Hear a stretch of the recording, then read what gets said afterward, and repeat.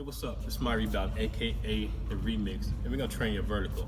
But first, we want to go over this little epidemic. What is best training for the vertical? Is squat.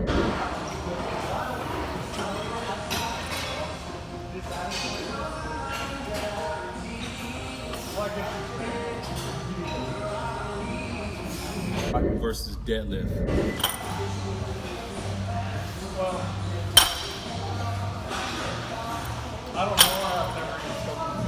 When it comes to vertical, I love to train with both, using both. I deadlift more because it's more effective when it comes to jumping, because it's more of an athletic movement. Athletic meaning using more muscle groups. The squat is definitely important, but I use the squat to balance out the strength in my legs.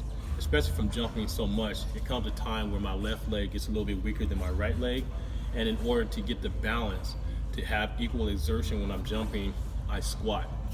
Now, the very important thing when it comes to squatting and deadlift is definitely posture. One thing you want to emphasize on is being on the balls of your feet and on your heels. You don't want to be on your tippy toes because it puts a lot of pressure on your knees. And when you're on the balls of your feet and on your heels, you're driving with the, I like to call it the explosive muscles, which is the hamstrings, the glutes, the lower back, and the stomach. When doing squats, you're definitely isolating the lower half of your body. I love the deadlift just because you're able to use all body movements, all muscle groups, even upper body when you're lifting the weights. There are different variations when it comes to the deadlift or the modified deadlift. I like to do deadlift with a little shrug.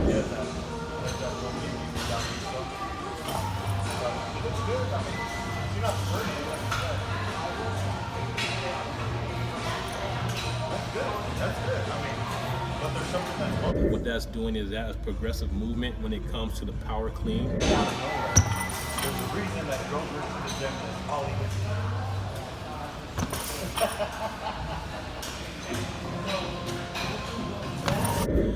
Which power clean is the #1 exercise when it comes to vertical training. But a lot of people aren't that skilled as far as power cleaning. But one thing you can do is start with a deadlift, shrug, and then you can work on the transition. There are some variations when it comes to squats and deadlifts. Some people like to use the trap bar.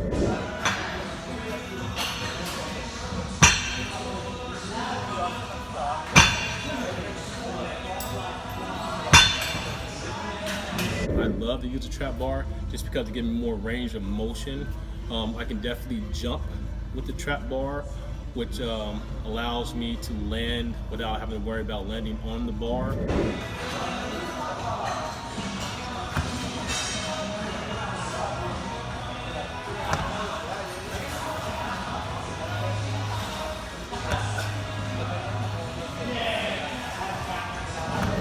And then you also have the jump squat.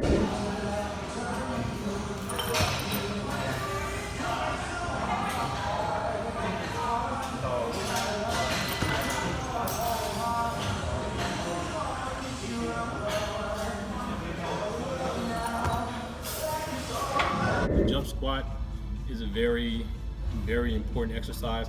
It definitely is effective when it comes to vertical leap. It is a very advanced movement. So I would suggest that before performing a jump squat, that you get your regular squat down pat and perform jump squats without any weight so that you'll be used to landing. Because the most important part about jump squats or the trap bar jump squat is the landing. Not how high you get with the weight on your back. It's all about the landing, being able to embrace your landing with multiple muscles. And in doing so, when you jump, you're going heel to toe.